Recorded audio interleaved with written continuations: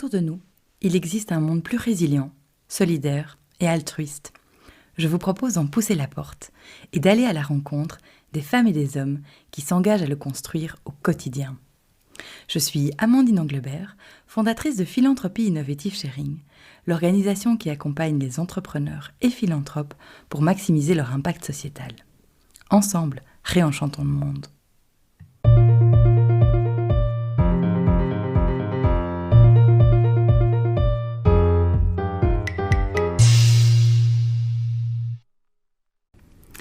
Bonjour Romain, je suis ravie de t'accueillir sur le podcast Magic Makers et je te remercie vraiment pour ce temps que tu m'accordes parce que je sais que tu t'es levé très tôt ce matin pour un aller-retour éclair en Belgique et qu'en plus ça fait des années que tu n'es plus venu chez nous.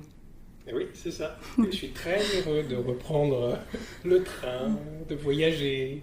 Voilà, quelque chose qui aurait paru banal il y a un an me paraît tout à coup merveilleux. Donc c'est avec grand plaisir que j'ai répondu oui. C'est génial. Romain, tu étais pionnier, toi, à l'époque du bien-être au travail. Donc, en 2002, tu avais lancé ton cabinet de conseil. Et 12 ans plus tard, tu l'as revendu. Et là, tu m'as expliqué que tu t'étais mis en jachère. Alors ça, c'est pas banal comme démarche. Je voudrais que tu nous expliques un petit peu quel était le sens de cette démarche. Oui, alors, c'est une expression qui n'est pas de moi, que j'ai dû entendre et que j'ai trouvé tellement belle. Parce que... on ne fait plus la jachère d'ailleurs, on fait beaucoup moins, mais mettre en jachère une terre, ça veut dire lui donner un temps où elle peut respirer pour ensuite retrouver une forme de fertilité.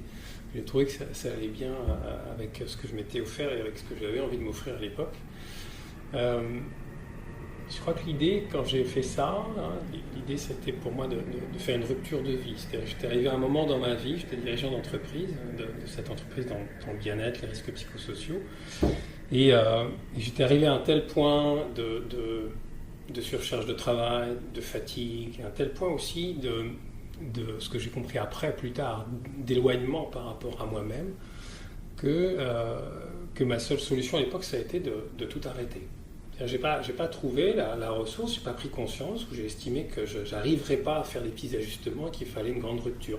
C'était l'âge où je m'approchais de la quarantaine, donc il y avait aussi ce grand télescopage de la crise de la quarantaine qui probablement commençait à faire effet.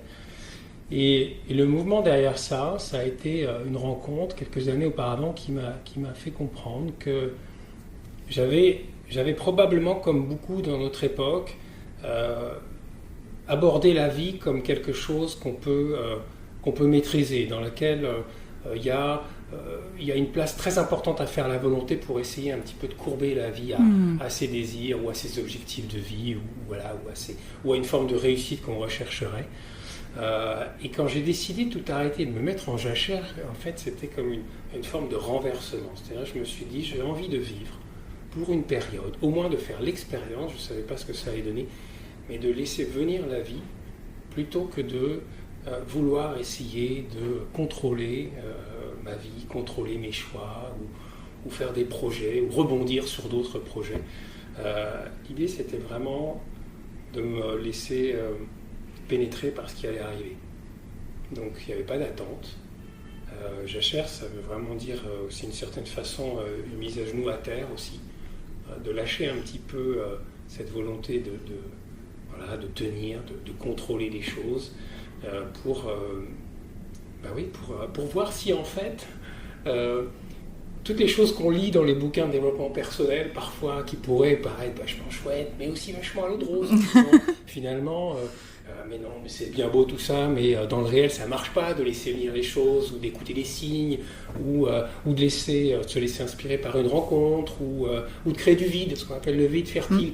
Tout ça, c'est des belles choses qu'on lit. Je voulais quelque part un peu mettre ça à l'épreuve.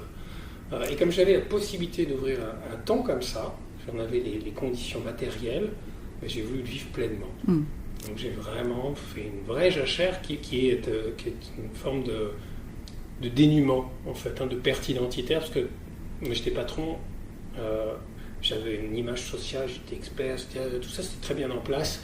Et puis du jour au lendemain, j'étais juste un papa qui s'occupait de ces deux garçons. Ah oui, ça doit changer, ça doit faire peur aussi de passer du tout comme ça au vide. Et de se dire mais qui je suis moi dans tout ça et qu'est-ce que je fais avec ça finalement? Oui, alors moi, c'était pas forcément de la peur que j'avais. Alors, la peur est venue par moments, hein, c'est-à-dire que ça a été une période qui a été pleine de montagnes russes, c'est-à-dire avec des rencontres, des inspirations parfois très fortes, des désirs, des élans de vie extrêmement forts, et c'est ce que je recherchais. Et puis d'autres moments d'abîme, en fait, et de grandes pertes de repères, de confiance en moi. Et donc il y a eu quelques moments de peur, mais j'avais eu la chance d'être un petit peu accompagné en amont. J'avais fait une séance de coaching, une seule, pour te dire. Mais il m'avait dit une chose essentielle, ce coach, que je remercie d'ailleurs aujourd'hui, il m'avait dit, voilà, il y a différents types de changements dans la vie, et quand on est dans un changement qu'on appelle le type 2, c'est-à-dire un changement profond, un changement de nature existentielle, c'est normal que ça soit difficile. C'est normal de passer par une phase un petit peu de vide. Il faut simplement être préparé un petit peu à ça et ne pas, dans ce moment-là, qui peut durer, vouloir justement par peur se saisir de la première chose qui vient, avec le risque de ne pas être fidèle à ce qu'on s'était dit. Et donc de retomber finalement dans les schémas du passé, dans les vieux démons. Et donc ça m'est arrivé un jour, une fois j'étais dans cette période de jachère, dans mon chalet, je m'étais construit un chalet dans mon jardin. Et un jour j'étais dans la détresse justement, en me disant qu'est-ce que je vais faire de ma vie, c'est des foutaises tout ça, qu'est-ce que tu te racontes comme histoire? Et donc je me revois encore en train de prendre une feuille de paperboard et ressortir mes bonnes habitudes d'entrepreneur, de quadriller le marché en disant c'est quoi les technologies de demain, c'est quoi les besoins, et de commencer à faire une matrice.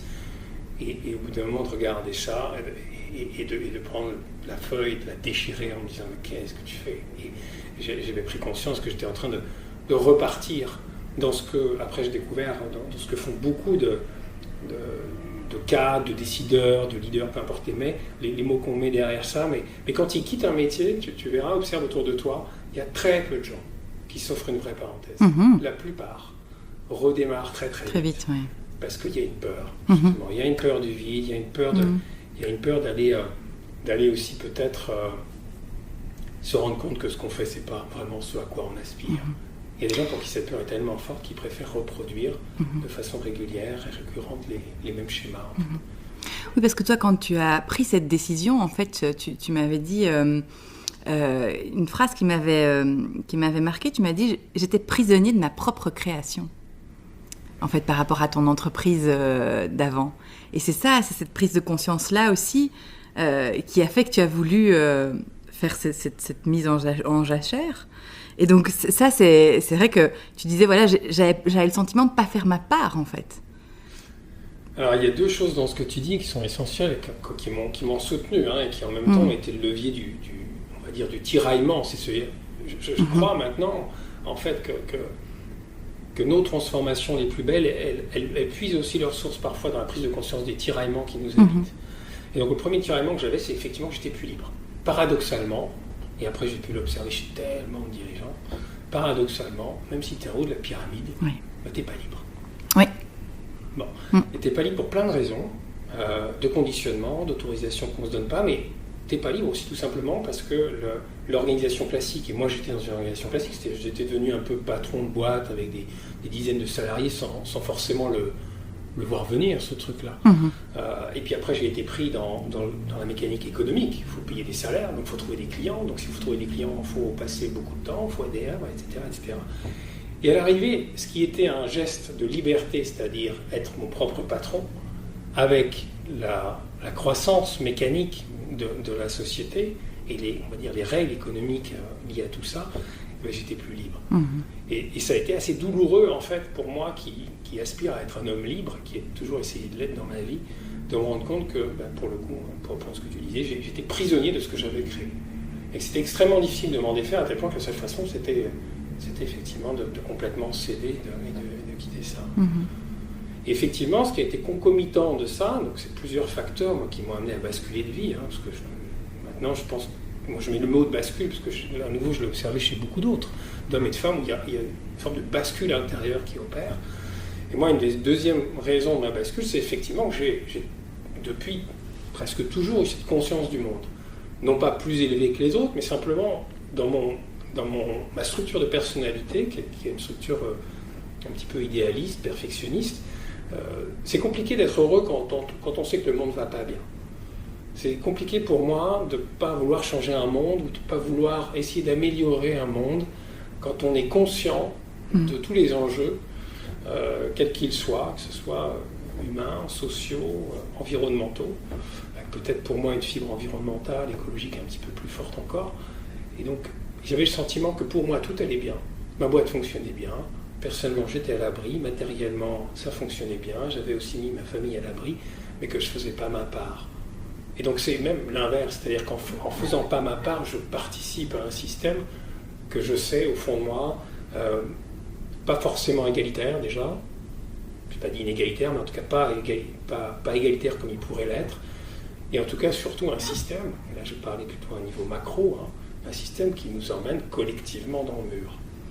Parce qu'aujourd'hui, je ne veux pas développer tout ça, mais on sait qu'on a repoussé un petit peu toutes les limites de notre écosystème, les limites de la planète, et puis qu'on atteint des niveaux d'inégalité pour le coup des richesses qui sont absolument aberrants à l'échelle de notre histoire. Donc voilà, il y avait cette deuxième source-là qui, elle aussi, en fait, si je le disais positivement, il y avait un hurlement à l'intérieur qui disait faut que tu t'alignes, il faut se réaligner. Il y a un moment donné où le choc des valeurs, là je suis au niveau des valeurs, pas forcément au niveau existentiel, mais est tel que ne pas le regarder, ça a un coût, pour le coup. Je pense que ça a un coût. Donc on peut décider, après j'ai observé des gens qui font le choix de refouler ça. C'est-à-dire de se dire, je vais vivre avec ce paradoxe, je vais vivre avec ce sentiment que c'est pas grave, je fais pas ma part, voire même que je contribue à un système qui est néfaste, mais je m'accommode de ça. Moi, ma croyance, encore une fois, que j'ai pu observer chez beaucoup d'hommes et de femmes que j'ai pu accompagner ces dernières années, c'est que ça a un coût. Et qu'au contraire, si on accepte d'aller regarder ça un petit peu en face, si on a ce courage-là de l'auto-confrontation, qui peut être douce aussi, qui n'est pas forcément violente, tu as besoin d'un burn-out ou d'un gros choc de vie. Quand on a ce courage-là, derrière, il y a souvent des cadeaux qui sont assez extraordinaires. Et alors, ça t'amène quoi la vie à ce moment-là ? Dans mon histoire, tu veux dire ? Oui.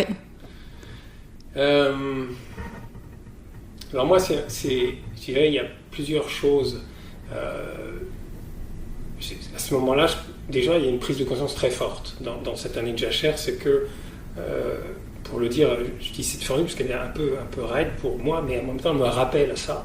Elle me dit, je constate que le spirituel avait déserté ma vie.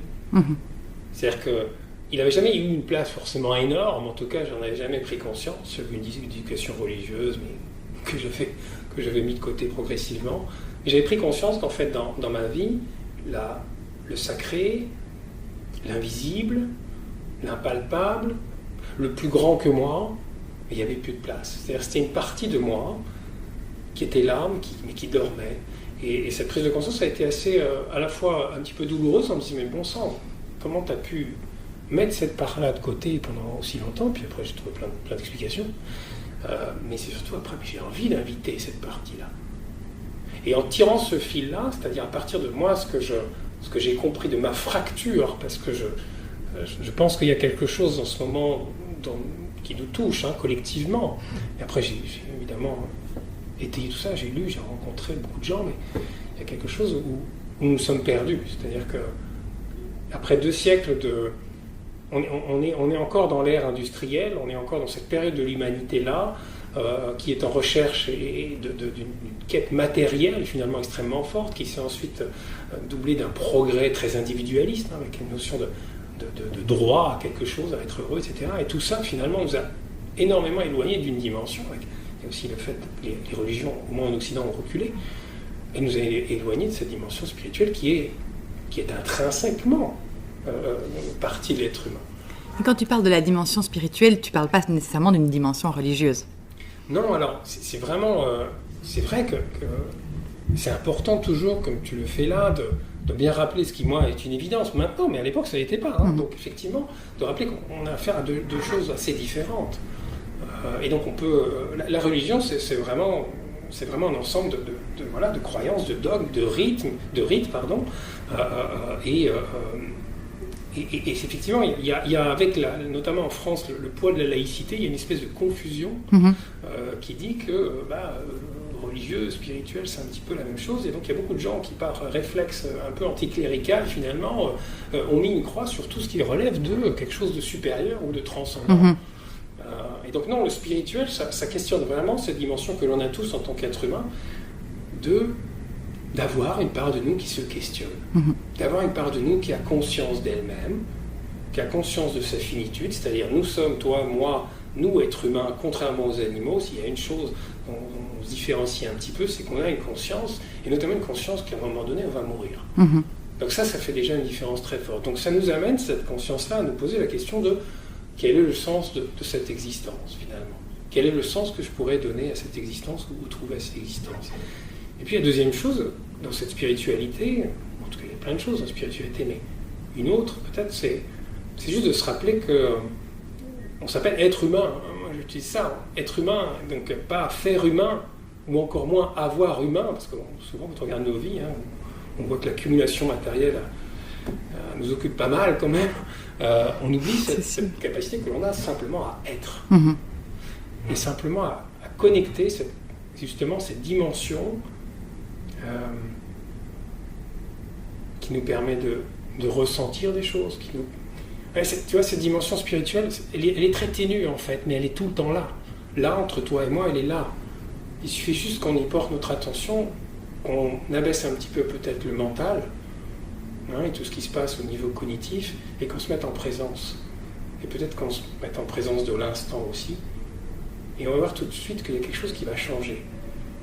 En fait, elle est là, cette dimension spirituelle, quand tu es au milieu d'un groupe de personnes avec qui tu sens qu'il y a une harmonie. En ce moment, on n'a malheureusement pas la possibilité de le faire, mais quand on est dans une salle, face à un spectacle, qu'on vit ensemble un concert, qu'on vit ensemble quelque chose au stade, qu'on chante ensemble, on sent qu'il y a quelque chose qui est de l'ordre de la communion, c'est-à-dire une forme de mise en commun de notre humanité, c'est-à-dire qu'il y a quelque chose qui nous relie. Ça, c'est une spiritualité qu'on peut appeler d'horizontale. Et puis il y a une spiritualité qu'on peut sentir simplement aussi, et ça tout le monde en a fait expérience quand on est en présence d'une nature belle, d'une nature qui nous invite à contempler. Et en fait, souvent, ce qui se passe dans ces moments-là, c'est qu'on prend conscience. En fait, dans ces moments-là, pour une belle expression qu'on m'a dite il n'y a pas longtemps, c'est comme s'il y avait, quand tu es en face d'un beau paysage, comme si ton ego, c'est-à-dire cette espèce de représentation de nous-mêmes qui fait souvent écran entre nous et l'extérieur, comme s'il se dissolvait. Parce que le paysage est tellement beau, ce coucher de soleil est tellement beau qu'il y a un calme, il y a mon ego qui se dissout, et je suis juste en contact du tout. Et tout le monde a fait cette expérience. Donc cette dimension, en fait, tu vois, cette dimension spirituelle, on va la retrouver aussi quand on est en contact plus proche de la vie. Pourquoi le Covid est une expérience spirituelle, même si on en dit peu de ça? Pourquoi c'est une crise spirituelle? Oui, c'est marrant, c'est exactement la question que j'allais te poser.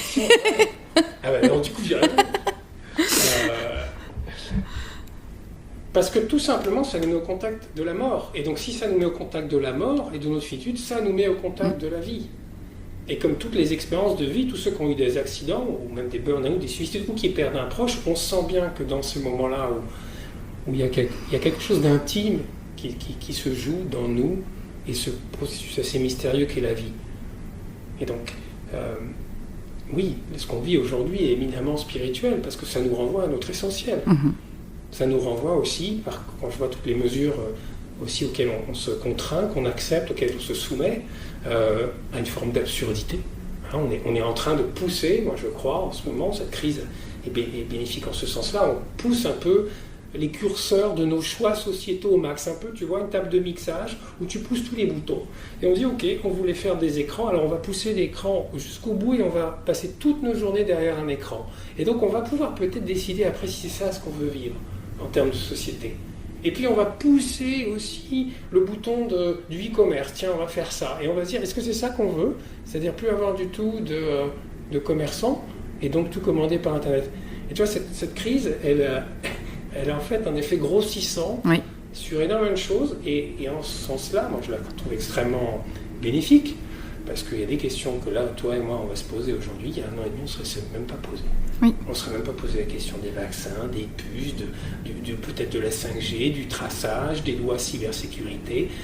En fait, on allait quelque part, sauf qu'on ne le savait pas. Et là, le train a déraillé. Et donc, on a la possibilité de se poser des questions. Oui. Et tu as écrit un bouquin justement qui s'intitule « L'intelligence spirituelle au cœur du leadership ». Alors c'est vrai que ça peut interpeller en fait comme titre. Et d'ailleurs d'entrée de jeu tu poses la question et tu dis « Faut-il parler de spiritualité en entreprise ?» Et moi j'ai presque envie de rajouter « Faut-il oser parler de spiritualité ?» Parce que finalement le choix des mots, il a quand même une puissance. Et c'est vrai qu'assumer ça, ça permet aussi de faire bouger les lignes. Oui, alors...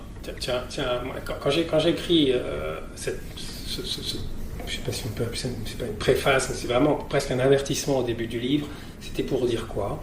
C'était pour dire que chacun garde l'acception de ce mot et de ce qu'il met derrière totalement librement. C'est-à-dire que ne fasse pas de la spiritualité un concept fermé et encore moins une mode managériale, marketing, qui viendrait nourrir finalement le système actuel de performance, de croissance, de profit, etc. Ça, c'est ma grande peur. Donc plutôt que d'être avec ce truc-là derrière moi, j'ai préféré l'écrire au début du bouquin en disant « Vous n'avez pas trouvé un truc prêt à l'emploi que vous allez pouvoir utiliser pour faire du green je ne sais pas quoi ». Non, c'est tout l'inverse. C'est-à-dire que ce bouquin amène à réfléchir, il amène à se poser la question, à se poser tout un ensemble de questions. Et donc après, ma deuxième croyance, c'est qu'à un moment donné, il faut nommer les choses.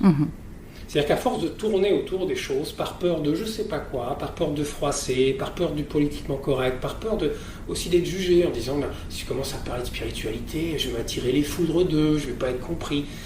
À force d'être dans les peurs, on se prive de quoi ? De toute cette partie qu'on vient d'évoquer ensemble. C'est-à-dire qu'on a relégué à l'extérieur de l'entreprise toute cette capacité que nous avons à questionner le sens, à donner du sens, à servir des choses qui sont nobles, qui sont plus grandes que nous, à envisager demain non pas à partir de simplement des conditionnements de profit ou de progrès, mais à partir de ce que nous voulons vivre en tant qu'humanité, de ce qui est important pour notre planète, de ce que nous voulons léguer à nos enfants.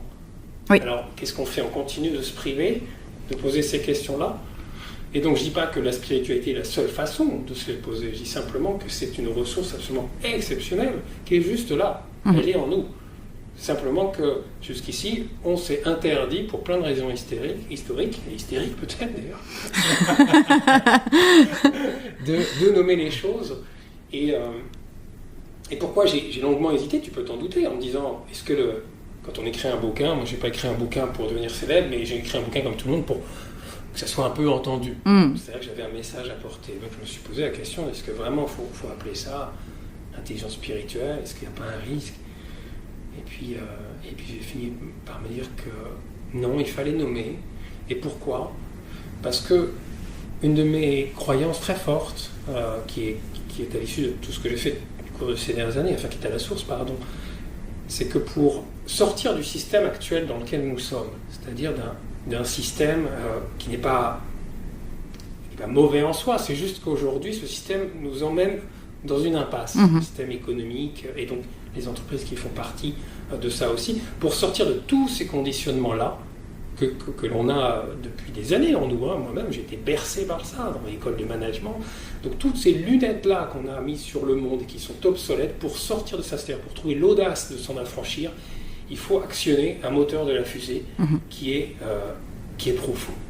Et c'est ce que j'ai appris, mon bouquin n'est qu'un grand témoignage aussi de ce que j'ai observé chez ces hommes et ces femmes qui bougent les lignes, rêvent demain, changent leurs organisations dans des proportions absolument incroyables, renversent des dogmes qu'on pensait absolument inattaquables dans l'entreprise.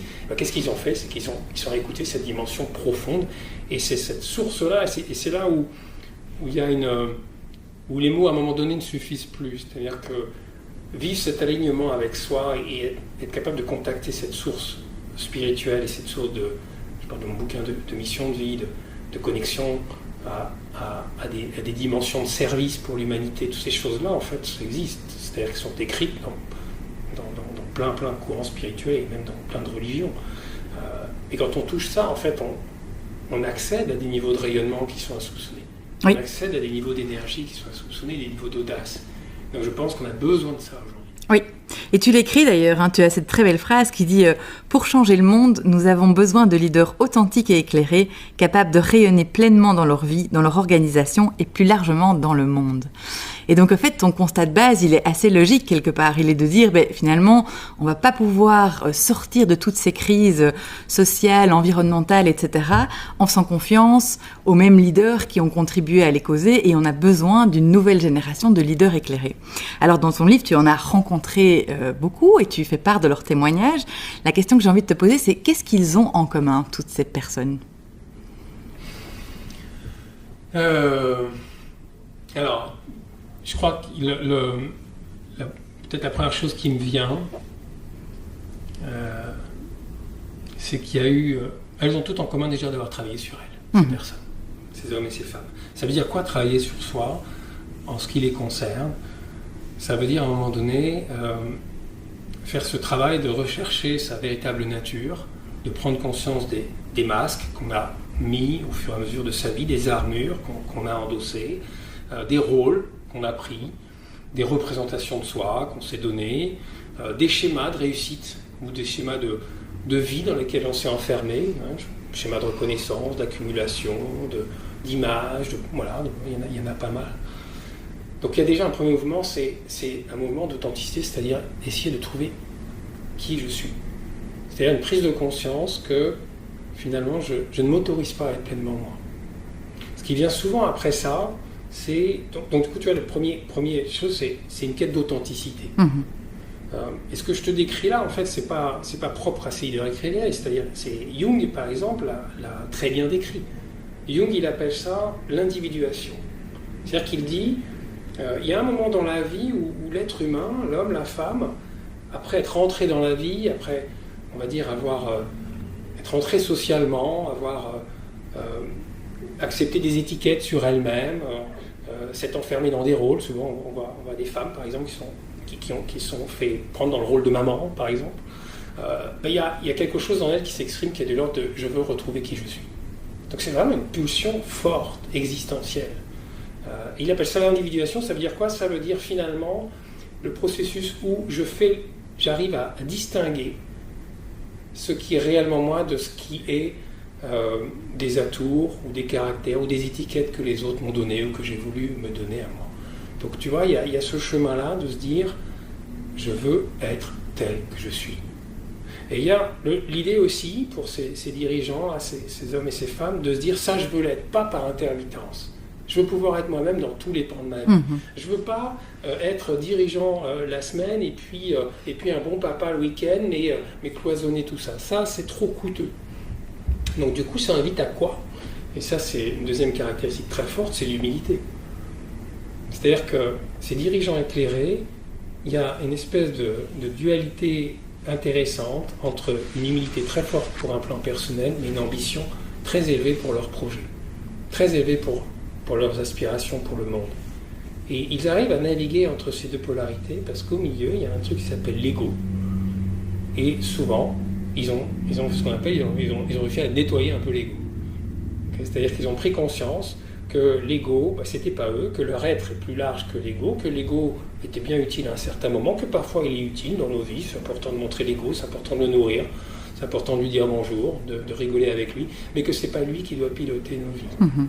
Et donc que c'est pas l'image, que c'est pas les zéros sur mon compte en banque, que c'est pas ma voiture, que c'est pas la taille de ma boîte, que c'est pas ce que disent mes pairs. Non, ce qui est important, c'est d'être moi, c'est de pouvoir être moi, et c'est ensuite de pouvoir amener ma contribution à quelque chose qui me dépasse. Donc voilà un certain nombre de choses. Oui. Et pour revenir justement à cette notion de quelque chose qui nous dépasse, c'est un peu le mouvement de balancier. Donc on a d'abord, on est retourné vers soi-même, mais après c'est pour mieux être au monde et c'est pour pouvoir apporter quelque chose et se relier justement à cette dimension plus grande que nous. Et donc comment est-ce qu'on fait pour passer du je au nous en entreprise et plus largement dans le monde ? Comment est-ce qu'on concrétise ça ? Alors, avant de te répondre sur la concrétisation, il n'y a pas de règle. Moi, je peux te partager ce que j'ai observé, mais Il y a juste effectivement prendre conscience, toujours pour reprendre Jung qui le décrit, qui dit cette phase d'individuation, d'ailleurs c'est ce qu'on va retrouver dans le développement personnel, c'est-à-dire à la recherche de soi. Il dit ce n'est qu'une étape, c'est pas une fin en soi. Notre destinée ou notre raison d'être en tant qu'être humain, c'est non seulement de découvrir qui nous sommes, mais c'est de l'offrir au monde. Et là, on touche à une notion qui est une notion de type responsabilité. C'est-à-dire, je me découvre, quand j'ose habiter ma singularité, je découvre que j'ai une note unique à jouer dans la symphonie des choses. Et que si je ne joue pas ma note, le monde ne l'aura pas. Si je ne joue pas ma note, encore plus peut-être dans la période critique que nous vivons au niveau de l'humanité ne l'aura pas. Et donc il y a quelque chose qui s'enclenche de façon assez naturelle du jeu au nous, c'est-à-dire il y a quelque chose, mais maintenant que je suis en paix en fait avec moi, c'est-à-dire que j'ai non pas défini pleinement qui je suis, puisqu'on se découvre toute sa vie, mais on va dire que je me compare plus, pour le dire simplement, je me compare plus aux autres, j'ai plus besoin, je suis quelque part rassuré par le fait que je suis singulier, donc je peux être au monde sans avoir besoin de me comparer, de me juger ou d'être supérieur, inférieur. Donc il y a quelque chose qui s'apaise au niveau de l'être et qui tout simplement en fait à un moment donné vient, moi j'ai un dirigeant dans le bouquin qui dit tout simplement, il dit moi j'ai juste eu envie de redonner tout ce que j'ai eu. C'est-à-dire que dans ce mouvement il y a aussi la gratitude souvent que d'ailleurs quand on est un dirigeant d'entreprise on a réussi entre guillemets, c'est-à-dire que au moins matériellement, souvent, il y a eu des choses, voilà, on a été nourris. Et il y a quelque chose d'un mouvement, et là que j'ai constaté chez vraiment tous les êtres humains, c'est qu'il y a un mouvement qui sort. C'est-à-dire ce qu'on a découvert pour soi, on a envie que les autres le découvrent. En fait, c'est complètement naturel. Il y a un autre dirigeant qui avait cette expression qui me fait marrer toujours, mais qui est tellement vraie. Il dit, c'est comme un bon resto. Tu as trouvé un bon resto, tu as envie de le dire à tout le monde, à tous tes amis, à tous ceux que tu aimes, tu as envie de leur dire, voilà. Et bien là, c'est un peu pareil, il y a une forme de mouvement extrêmement naturel, c'est maintenant que je suis en paix avec moi-même, je prends conscience de ma place dans l'univers, entre guillemets, j'ai plus à me battre sur est-ce que j'existe, je n'existe pas, je suis rassuré sur ça, et donc assez naturellement, je prends conscience de ma responsabilité, et ma responsabilité elle se tourne nécessairement vers le nous. Et donc c'est là où on touche notre dimension de transcendance, nous l'avons tous. Sauf qu'il y a souvent effectivement cette première étape de d'abord se mettre en paix avec soi. Et toi, du coup, tu as accompagné de nombreux dirigeants à faire ce travail d'éveil de conscience, quelque part de prise de conscience de qui ils étaient, etc., et de ce qu'ils pouvaient offrir à leur entreprise, de la meilleure part d'eux-mêmes, en fait, pour faire évoluer leur entreprise, etc. Et dans ce chemin, quelque part, tu vas de plus en plus loin. Donc, après, tu as écrit ton bouquin. Et puis, en 2019, tu as voulu faire bouger les lignes encore à plus grande échelle et tu as créé cette communauté que tu appelles la communauté des leaders éclairés. C'est ça, qui rejoint, qui regroupe plus de 2500 membres, je crois, aujourd'hui. Ouais, plusieurs milliers de personnes qui suivent les aventures et qui participent. Ouais. Et c'est quoi l'idée alors derrière de ce projet-là ? Alors il y a une première idée, si tu veux, qui est que le nombre d'hommes et de femmes qui sont en train d'entreprise, je veux rester dans le champ d'entreprise ici, qui sont en train de faire leur révolution intérieure, c'est-à-dire leur chemin de conscience pour se mettre à la hauteur des enjeux du monde, de notre planète, pour nos gamins. Et ce nombre-là est beaucoup plus important qu'on le croit. Sauf qu'on ne les entend pas. Il y a une espèce de silence assourdissant, d'une minorité silencieuse qui fait des choses absolument merveilleuses, mais qu'on n'entend pas parce que, ou trop peu, parce que les médias sont encore dans des schémas, notamment les médias, pas que, on reproduit un petit peu les grandes success stories, les grands patrons qui sont, etc. Donc il y a des schémas. Donc il y avait un premier mouvement, c'était de dire, on va rendre visible pour inspirer. On va rassembler tous ceux qui déjà sont embarqués dans ce chemin-là pour les rassembler et montrer que si. Il y a aussi, si tu veux, quelque part un message d'espoir qui est à lancer. Quand tu parles des gens, quand tu parles du monde de l'entreprise, il y a des gens qui ne sont pas dans l'entreprise, fais l'expérience. Souvent, il y a quelque chose qui dit un peu fataliste. C'est-à-dire, la société civile bouge, on essaie de faire des tas de choses, il y a des associations, des ONG, mais les entreprises, on ne sait pas trop ce qu'elles font, ou alors on n'y croit pas trop. Et donc l'idée de la communauté, c'était de dire, mais rassemblons-nous. Parce que ce mouvement d'ouverture de conscience, il est planétaire aujourd'hui. Il n'est pas français, il n'est pas belge, il n'est pas européen, il est planétaire. il y a des centaines, des millions d'entrepreneurs qui sont en train de changer le monde aujourd'hui. Comment on les rend visibles? Puis le deuxième mouvement, c'était, puis il y en a un troisième pour la route, mais le deuxième, c'était soutenons-nous. Parce que c'est pas facile d'être minoritaire, c'est pas facile d'être pionnier et de dire et de renverser finalement les règles du jeu. Donc comment on se soutient, comment on maintient ce rêve? Le rêve, c'est l'utopie, c'est ça, hein, c'est vouloir créer une réalité qui est différente, et pour ça, on est plus fort à plusieurs. Donc comment on revient sans cesse ensemble, comment on recharge nos accus, comment on revient à notre source, comment on revient à nos aspirations, et ça, il y a cette dimension communautaire de fraternité, de sororité qui joue à plein. On est en plein dans le champ du spirituel, c'est comme ça qu'on change le monde, c'est des groupes d'hommes et de femmes qui sont extrêmement motivés, alignés, qui changent le monde. Donc il y avait cette deuxième, si tu veux, dimension. Et puis il y a une troisième dimension, ça qui est un peu plus personnelle et qui est liée à ma propre mission. C'est une dimension aussi,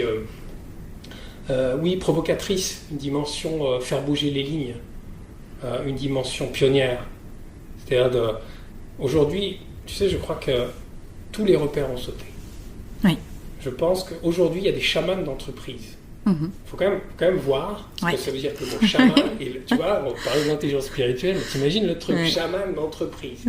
C'était impensable il y a 3 ans, il y a 4 ans, il y a 5 ans. C'était impensable de faire des retraites comme je l'ai fait, de finir sous les étoiles avec des dirigeants à se raconter pourquoi on est vivant et ce qu'on a envie de léguer à nos enfants. Tout ça, c'était impensable. Et donc, il y a besoin d'une communauté, et ça, c'est comme je te disais, ça vient un peu titiller ma fibre et l'enfant intérieur, qui déplace les lignes, qui en permanence va un cran plus loin. Parce que je crois que notre futur est là, il se joue là. Il se joue dans la réunification de notre tête, de notre cœur, de notre tripes, de notre dimension transcendantale, de notre corps. Mais on ne pourra pas faire sans l'une ou l'autre. Donc, tu vois, il ne s'agit pas de dire c'est spirituel avant tout, non. C'est simplement de se dire si on ne nourrit pas cette source-là, ça va être difficile, et surtout on se prive d'une aventure merveilleuse, parce que tout ça c'est extrêmement vivant, enthousiasmant, on fait des choses dans la communauté, puis ça va croître et embellir, je pense, mais qui sont extrêmement joyeuses et enthousiasmantes, parce que à l'arrivée, tout ce que je te raconte, ça se résume en un truc, et c'est un guide, et d'ailleurs c'est comme ça aussi où j'accompagne, c'est-à-dire aller à la rencontre des élans de vie, qu'est-ce qui te traverse, où est-ce que c'est vivant, et est-ce qu'il y a de la joie, parce qu'on est là pour ça. On n'est pas juste là pour pousser des wagons dans la mine. Donc, c'est clair. Donc ok, des fois c'est un peu lourd, on est des adultes, il faut aussi des trucs, il faut se les cogner, mais c'est pas forcément en opposition avec le fait de rechercher ce qui nous procure vraiment de la joie. Alors une dernière question pour la route. Tu parlais d'inspiration. Où est-ce que toi tu vas chercher tes sources d'inspiration? Waouh. Alors moi, écoute, depuis gamin, je suis tombé dans la marmite très tôt, en fait, en tout cas du développement personnel. J'avais une mère thérapeute, coach, donc je lis. D'accord. Déjà, une réponse, c'est que je lis beaucoup de sources, on va dire, dans le champ du psycho-spirituel, pour faire simple. Donc tu vois, des bouquins de sagesse, des bouquins de développement personnel, de psychologie, voilà. Donc j'essaie d'avoir vraiment une lecture assez large de tout ça. Je travaille sur moi. Je pense que c'est un travail d'une vie, c'est-à-dire que tu vois, dans ce que tu disais tout à l'heure sur le jeu au nous, en fait le mouvement, c'est quand je trouve quelque chose en moi, même une blessure en fait, même une ombre, si je la transmute, je vais pouvoir aider le monde, aider les autres à partir de cette compréhension-là. Donc tout le travail en fait que je fais sur moi, à un moment donné, rejaillit sur l'autre. Donc je continue d'être supervisé, de travailler sur moi, de faire des stages, d'être inspiré par des gens. Tu vois, la semaine dernière, je t'ai encore inspiré, il a fait ma semaine, un homme absolument incroyable, du coup on l'a invité au prochain webinaire des leaders éclairés, parce que tellement inspirant. Donc ça me nourrit énormément, tu vois. Donc c'est la friction à l'autre, la rencontre. J'entendais ça il n'y a pas longtemps, si tu veux, qui disait existence, exister, tu vois, il y a quelque chose d'extérieur. Donc oui, il y a un mouvement interne qu'on a décrit tout à l'heure, c'est-à-dire la rencontre de soi, mais il y a aussi un mouvement externe, c'est-à-dire j'existe par les rencontres, j'existe parce que les autres viennent remplir en moi aussi. Donc moi je crois beaucoup à ça, et puis après je continue mon chemin de vie, je crois tout simplement. C'est-à-dire que moi j'ai décidé, quand j'ai fait tout ce chemin-là, de faire de mon job une des principales sources de mon accomplissement existentiel, si ce n'est la première. Et donc finalement, quand mon but, c'est continuer mon propre chemin spirituel. Pour paraphraser Eckhart Tolle, que j'aime beaucoup, il dit une chose, il dit d'une certaine façon, le chemin de vie, c'est se mettre en paix avec la mort. C'est-à-dire, moi, je veux être en paix quand la mort arrivera. C'est-à-dire, je veux avoir soulevé suffisamment du mystère de la vie, du voile, tu vois, sur le réel, pouvoir regarder un petit peu en dessous. Et ça me nourrit énormément. Et évidemment, du coup, dès que je trouve quelque chose, par des formations professionnelles, je me dis comment ça pourrait nourrir les gens que j'accompagne, et en essayant de rester extrêmement ancré, tu vois, dans le réel, dans la matière aussi. C'est vraiment, il y a vraiment quelque chose de l'ordre d'une spiritualité engagée.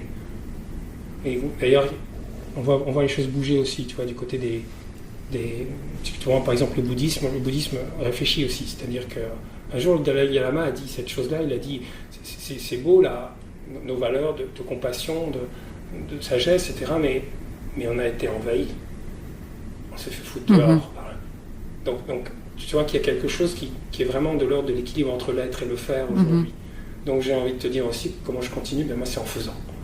Et en faisant et en mettant à l'épreuve ce que j'apprends, ce que je découvre, pour voir si effectivement dans la matière ou au filtre de ma propre expérience, tout ça se vérifie ou pas. Et puis voilà, l'idée c'est que ce soit joyeux. Et quand ça n'est plus, je change, je me dis tiens, tu t'es éloigné de toi, et quand les peurs reviennent, tu vois, le doute revient, je me dis voilà, là tu t'es éloigné. Donc reviens dans ton axe, et souvent ça danse à nouveau. Génial. Merci beaucoup, Romain. Je t'en prie, Amandine. Un grand plaisir. Si vous êtes arrivé jusqu'ici, c'est que l'épisode vous a plu. Alors n'hésitez pas à me donner un coup de pouce pour le faire rayonner. Notez, commentez, partagez. Et si vous ne l'avez pas encore fait, abonnez-vous à notre chaîne Magic Makers que vous retrouverez sur Spotify, Apple Podcasts et YouTube. À bientôt!